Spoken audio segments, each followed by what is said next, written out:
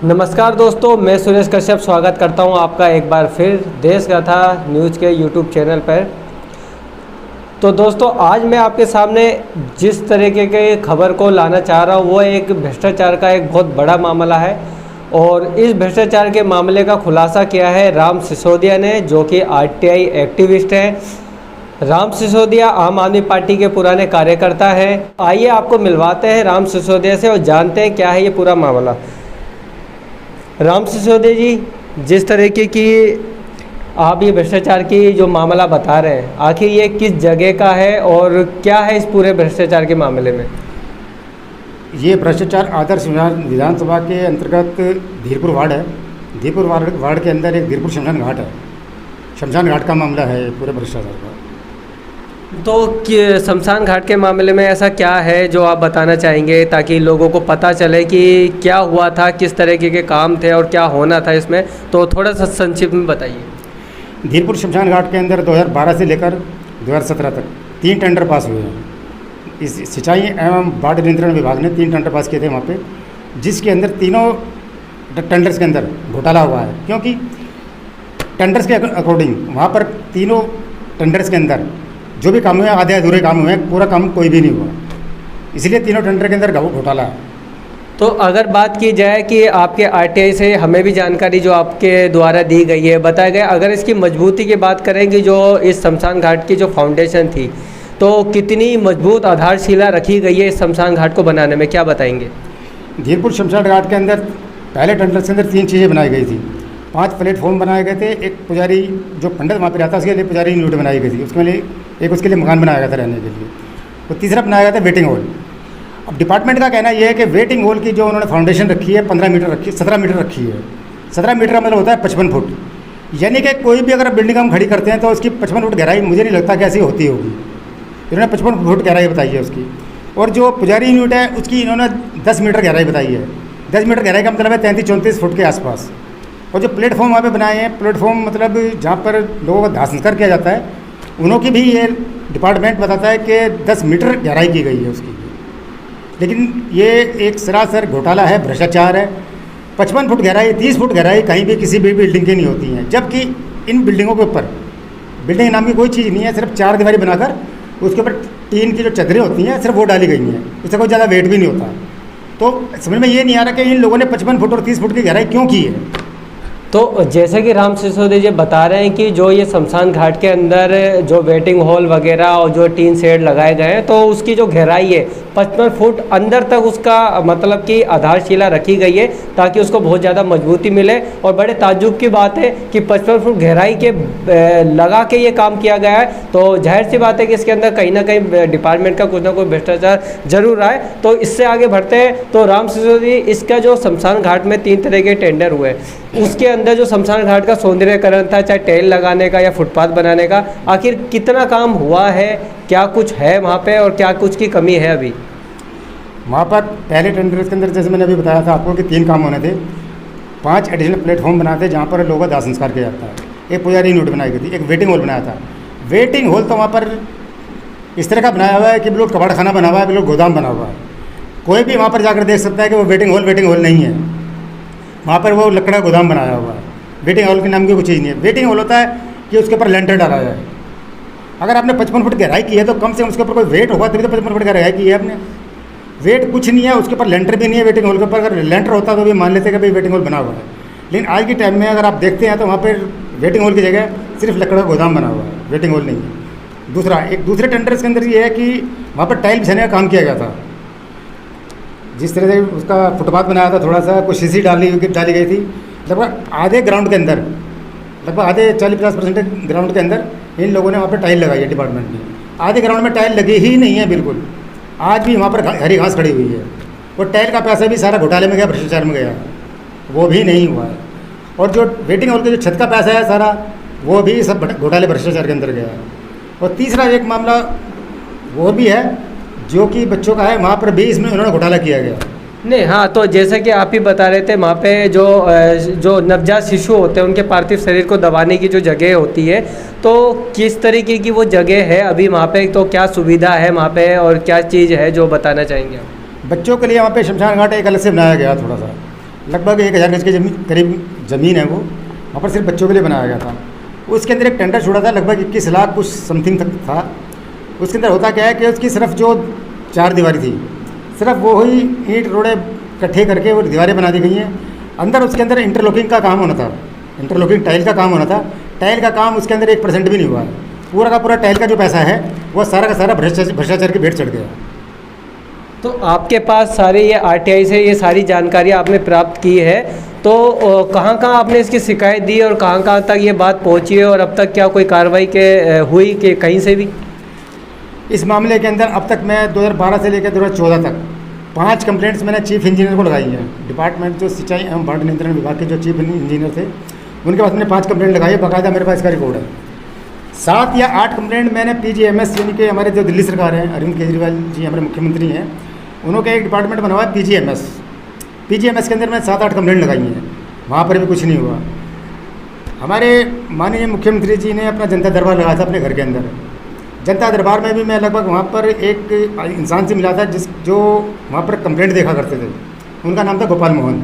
उनसे मैं 4 बार ही मिल चुका वहाँ पर, लेकिन उन्होंने भी लास्ट में मेरी इस कंप्लेंट को कूड़ेदान के अंदर डाल दिया और उन्होंने भी कोई कार्रवाई नहीं की है।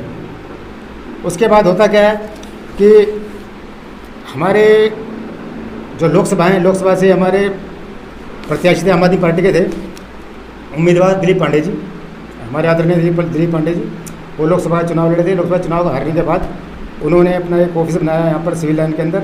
सिविल लाइन में मैं उनसे मिला। सिविल लाइन में मिलने के बाद उनको मैंने ये 88 पेज की कंप्लेंट दी थी।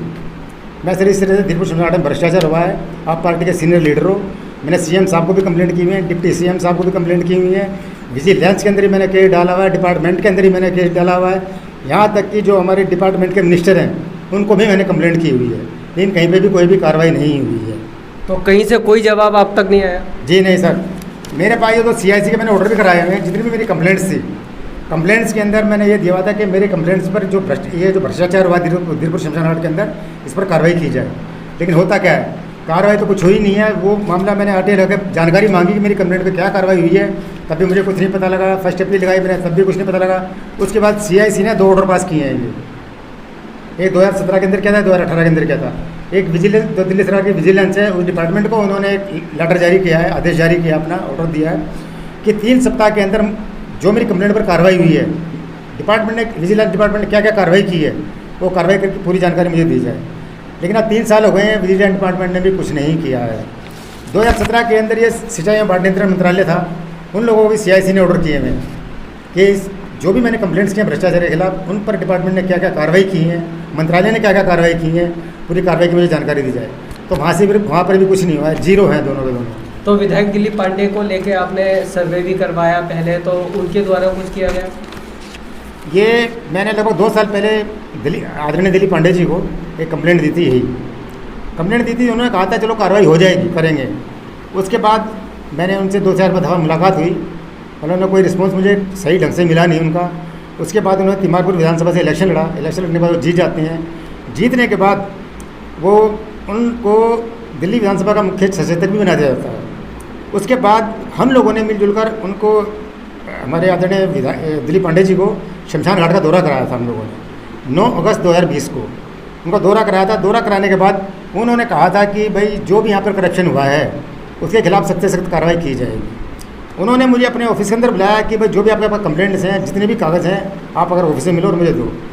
सर 9 अगस्त को हम लोगों ने वहाँ पे दौरा कराया था इनका। 13 तारीख को मैं इनको मिलता हूँ, ये मुझे मिलते नहीं हैं। इनके प्रतिनिधि होते हैं 2, वो मिलते हैं मुझे, लेकिन उन्होंने भी मेरी इस बात को अनसुना कर दिया। आज लगभग 1 साल हो गया। हमारे दिलीप पांडे जी, हमारे आदरणीय दिलीप पांडे जी भ्रष्टाचार के खिलाफ कोई भी कार्रवाई करना नहीं चाहते हैं। राम सिसोदिया जी, आम आदमी पार्टी जो बनी भ्रष्टाचार के विरुद्ध थी, आज उन्हीं के डिपार्टमेंट द्वारा जो कार्य किए गए उसमें भ्रष्टाचार है और उसके RTI के माध्यम से आपने ये सारी जानकारी आपके पास है, सारे सबूत आपके पास है।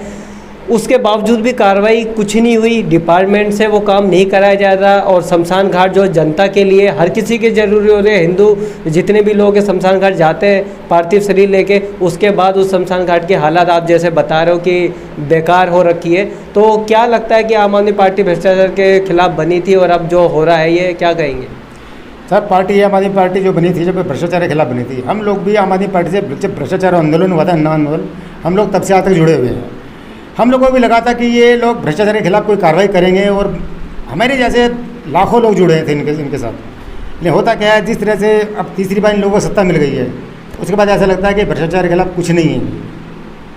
जब कार्रवाई मैं रिटर्न में दे रहा हूँ, RTI के निकाले सबूत इनको पेश कर रहा हूँ, सब कुछ दे रहा हूँ कि ये भ्रष्टाचार हुआ है, आपका दौरा भी करा दिया, सब कुछ सामने दिखा भी दिया, उसके बावजूद भी अगर ये कार्रवाई नहीं कर रहे हैं तो सर इन लोगों की नीयत साफ नहीं है।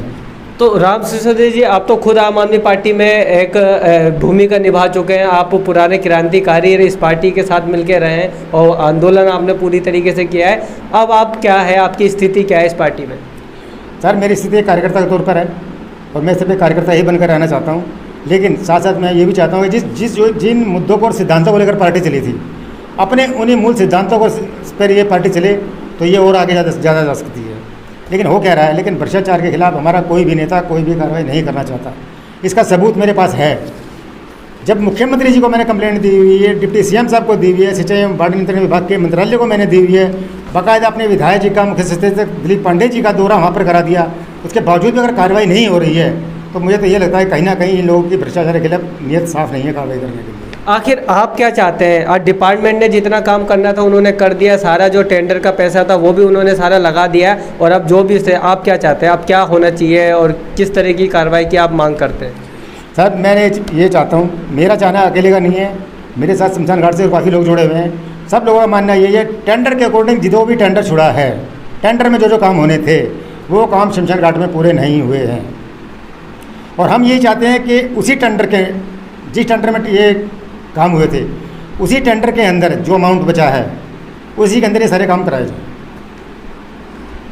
तो ये थे राम सिसोदिया जी, जो RTI एक्टिविस्ट है और काफ़ी सारी चीज़ों की RTI ये लगाते रहते हैं, और आम आदमी पार्टी के साथ काफ़ी समय इन्होंने बिताया, और अब जाके जब ये खुद अपनी ही पार्टी से भ्रष्टाचार के मुद्दे पे कार्रवाई की मांग कर रहे हैं, तो आप देख सकते हैं कि किस प्रकार से आम आदमी पार्टी के मुख्यमंत्री से लेके विधायक दिलीप पांडे तक भी इनकी बातों को इग्नोर कर रहे हैं, नहीं सुनी जा रही इनकी बात। और जो डिपार्टमेंट है वो कहीं ना कहीं एक बड़े भ्रष्टाचार को कर रहा है। वो जनता के जो सुविधा के लिए पैसा खर्च होना था वो पैसा उनकी जेबों में जा चुका है, और अब ये लड़ाई लड़ रहे हैं कि कहीं ना कहीं जनता को जो सुविधा मिलनी चाहिए थी वो पूरी तरीके से मिलनी चाहिए। लेकिन अब ये लड़ाई कहाँ तक जाती है और क्या इनको इस पर कोई न्याय मिलेगा, ये आगे देखने की बात होगी। इसके अलावा क्योंकि राम सिसोदिया जैसे हमने आप बताया एक RTI एक्टिविस्ट है, इनके पास और भी कई सारी ऐसी चीज़ें हैं जिससे कई सारे भ्रष्टाचार का चीज़ें सामने आती है। तो इनसे एक आखिरी बार ये भी पूछना चाहेंगे कि राम सिसोदिया जी,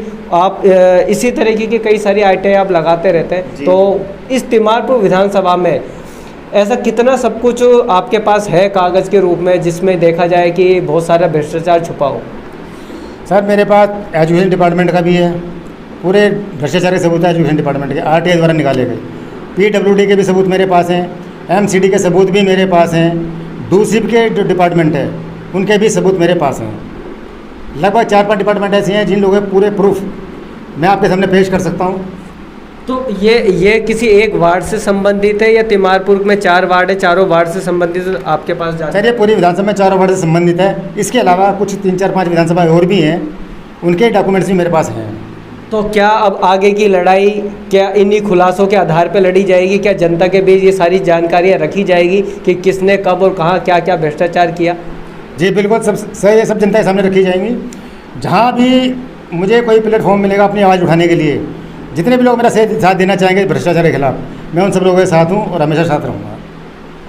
तो देखिए राम सिसोदिया जी, जिनको कम से कम ये RTI लगा रहे हैं, और आज से नहीं लगा रहे, काफ़ी एक लंबा अरसा हो गया, आम आदमी पार्टी बनी नहीं थी उससे पहले से ये RTI लगा रहे हैं, और शायद ये RTI लगाते थे, इसीलिए ही आम आदमी पार्टी ने इनको शुरुआती दौर में अपने साथ जोड़ा, और ये खुद नहीं जुड़े थे, इनके पास बाकायदा एक लेटर पहुंचाया गया था जिस समय आम आदमी पार्टी बनी भी नहीं थी। उस समय ये जाके मिले अरविंद केजरीवाल से, मनीष सिसोदिया जी से, और उसके बाद ये कहीं ना कहीं उस टीम का हिस्सा रहे। लेकिन आज आप देख सकते हैं कि जब इन्होंने एक भ्रष्टाचार ख़त्म करने के लिए दिल्ली के अंदर इन्होंने उस लड़ाई में सहयोग किया आम आदमी पार्टी का, लेकिन आज जब आम आदमी पार्टी 2 बार तीसरी बार सत्ता में है और कहीं ना कहीं भ्रष्टाचार के मामलों में वो खामोश हो चुकी है, और उन्हीं के डिपार्टमेंट भ्रष्टाचार को बढ़ावा दे रहे हैं, हैं, तब कहीं ना कहीं जाके इन्होंने आम आदमी पार्टी ना छोड़ते हुए लेकिन खुलासा करना शुरू कर दिया है। तो आज के बाद ये लगातार इस तरीके के खुलासे करेंगे, जिससे पता चल जाएगा कि दिल्ली के अंदर किस किस तरीके से बेईमानियां हो रही है, किस तरीके से जनता के पैसे पे